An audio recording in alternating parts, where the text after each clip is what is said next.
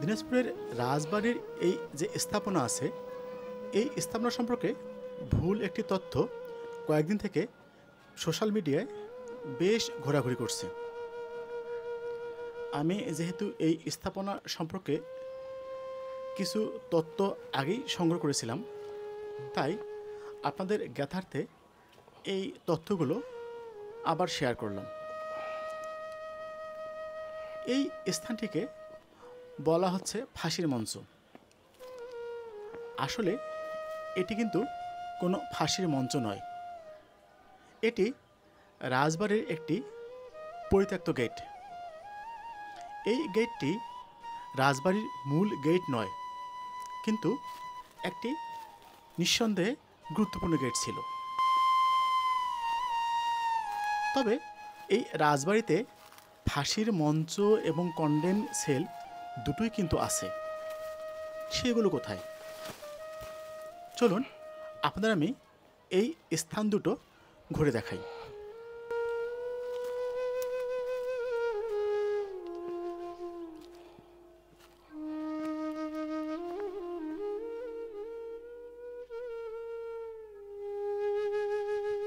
রাজবাড়ির এটি একটি বিশেষ স্থান। তো আমরা এই স্থান সম্পর্কে জানবো। আমাদের ভাই, আপনার নামটা কি? আপনার? আমার নাম শফিকুল ইসলাম। তো এই যে স্থাপনাটা আছে, এটা বিশেষ স্থান, একটু যদি কিছু বলতেন এই স্থান সম্পর্কে। এখানে রাজার রাজবাড়ির যত আসামিদের ফাঁসি হইতো তাদেরকে এখানে ফাঁসি দিত। এখানে ফাঁসি ঘর। এটা আগে সুন্দর ছিল, 1972 সালে পর্যন্ত সুন্দর ছিল। তারপর এটা বিলুপ্ত হয়ে গেছে। এই লোকজন এসে বা পরিষ্কার পরিচ্ছন্ন না করার কারণে, অবহেলিতভাবে থাকার কারণে এটা ধ্বংস পরিণত হয়েছে। তো এখানে যে ফাঁসির যে মঞ্চ কিছু অবশিষ্ট আছে কি এখানে? অবশিষ্ট এই বিল্ডিং এই ঘরটুকুই আছে। এর মধ্যে একটা সুন্দর মেঝে ছিল, তার নিচে কূপ ছিল, কাঠ যেমন সরাই দিলে পড়ে সেরকম একটা কূপ ছিল। এটা বাউন্ডারি ঘেরা ছিল, এটা উপরে ছিল। আর ওইটা হলো ছোটো হীরা বাগান, পাশেরটা হলো বড় হীরা বাগান। হীরা বাগান বলতে? হীরা বাগান বলতে মানে প্রথম থেকে তাহলে বলতে হয়, জি, এখানে রাজার যে বাইজি ছিল, হ্যাঁ, রাজা বাই, সেই বাইজির নাম ছিল হীরাবাই। হীরাবাই। হীরাবাই, সেই হীরাবাইয়ের দুইজন হীরাবাই ছিল, একটা বড় হীরাবাই, একটা ছোটো হীরাবাই। তা বড় হীরাবাইয়ের ওইখানে একটা পুকুর আছে, আর স্টেজও ছিল, যেখানে বসে যেখানে সে গান নৃত্য করতো, স্টেজও ছিল। এখন ভেঙে গেছে, বিলুপ্ত হয়ে গেছে আর কি। হ্যাঁ, ওটা ছোটো হীরা বাগান, এটা হলো বড় হীরা বাগান। ওটা বড় হীরা বাগান, এটা ছোটো হীরা বাগান। আমরা দুই হীরাবাই ছিলেন, একজন রাজার নর্তকী ছিল, নর্তকী ছিলেন, একজন ছোট হীরাবাই, একজন বড় হীরাবাই। এই হাতের বাঁয়ে যেটা আছে এটা ছোট হীরাবাই, আর ডান দিকে যেটা আছে এটা বড় হীরাবাই। এবং এখানে একটা পুকুর ছিল, একটা আছে এখনো, পুকুরটা এখনো আছে। ছোট বড় হীরা বাগান পুকুর বলে ওটা, ওইটাকে বলে বড় হীরা বাগান পুকুর। এটা যাওয়ার রাস্তা কোনটা? যাওয়ার রাস্তা এই যে এই দিক দিয়ে ছিল, বর্তমান বসবাস হওয়ার কারণে বন্ধ হয়ে গেছে, ওটা বন্ধ করে দিছে। ওই পাশে যাওয়া যাবে। এটা হলো রাজার যে 7 রাজা বসবাস করে গেছে, 7 রাজার বসবাসের এরিয়া, তার বাউন্ডারি এরিয়া, বসবাসের বাউন্ডারি এরিয়া 26 একর জায়গা। 26 একরের মধ্যে 1964 সালে তৎকালীন জেলা প্রশাসক আজিজুর রহমান 2 ভাগে বিভক্ত করে দিয়েছে দেখাশোনার জন্য। একটা দিয়েছে দেবত্তর স্টেটকে 13 একর, আর এখানে এতিমখানা স্টেজ অরফেনেজের জন্য দিয়েছে দেখাশোনা, এবং তারা বসবাস করবে 13.13 একর। 13 acre 13 point.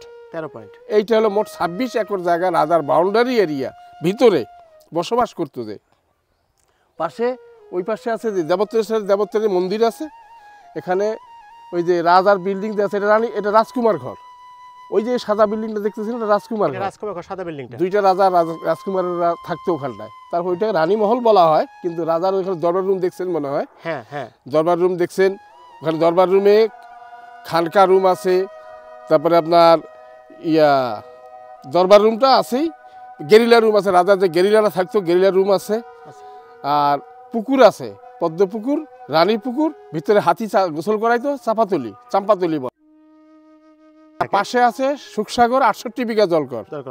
আর পদ্ম পুকুর হলো 9 বিঘা জলকর, রানী পুকুর হলো 1.5 বিঘা জলকর, চাপাতলি হলো 2.5 বিঘা জলকর। রাজা হাতি গোসল করাইতো। পাশে কুমিরের ছিল, খাঁচা ছিল, ওগুলো বিলুপ্ত হয়ে গেছে। আর এখানে 7 রাজা বসবাস করে গেছে। তো 7 রাজার নাম অনেকেই জানে না। আমি রাজবাড়ির বই পড়ছি বিলে, আমি তো ছোট ছেলে, রাজবাড়ির বই পড়ছি বিধায় আমি একটু বলতে পারতেছি। যেমন জগদীশ, রামনাথ, প্রাণনাথ, সুখদেব, তারপরে এই জুলুমবাজ রাজা ছিল, জুলুমবাজ। রামনাথ রামসাগর তৈরি করছে, সুখদেব সুখসাগর তৈরি করছে। আর রানীপুকুর তো রানী সব রাজারা বসবাস করতে। 3টা ঘাট ছিল এখানে। রাজার যে রানীপুকুরে যে গোসল করতো রানী, তো দেখার মতো কেউ চাও দিয়ে দেখতে পারতো না। এই বাউন্ডারি প্রাচীর দেখতেছেন, তার ঘাটটা যে ছিল, ঘাটটাও প্রাচীর দিয়েছিল ভরা। যে ঘাটে আপনি বসে এতক্ষণ ধরে করলেন, ওই ঘাটের বাউন্ডারি ঘেরা ছিল। সাবান রাখার জায়গা ছিল, কলস রাখার সখীদের জায়গা ছিল, কাপড় রাখার জায়গা ছিল।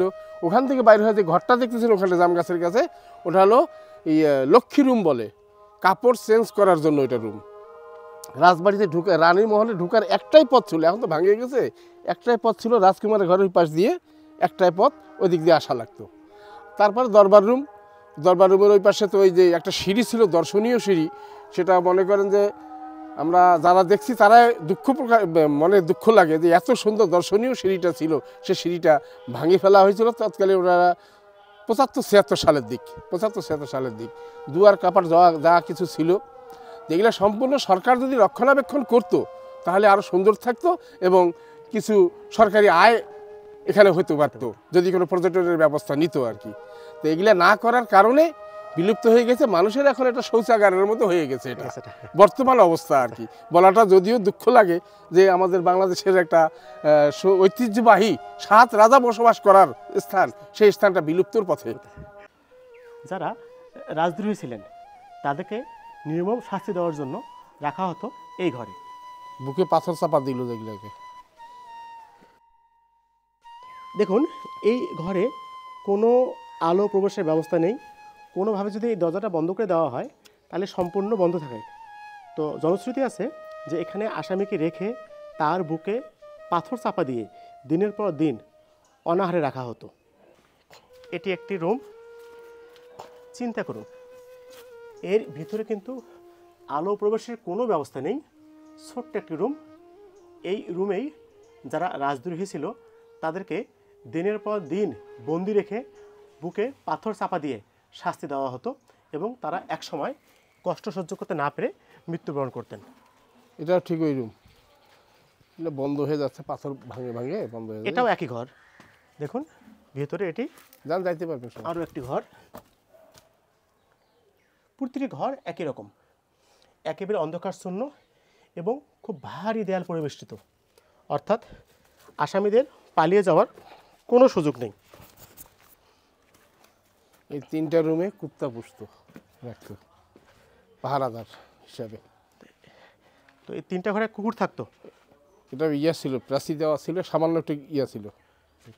তো এখানে কুকুর থাকতো, রাজার পোষা কুত্তা, পোষা কুকুর।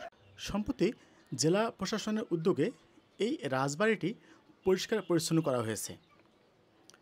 নিঃসন্দেহে এটি প্রশংসনীয় উদ্যোগ। এখন দর্শনার্থীরা এই রাজবাড়িটি আরও স্বাচ্ছন্দ্যে ভ্রমণ করতে পারবেন। ধন্যবাদ সবাইকে সাথে থাকার জন্য।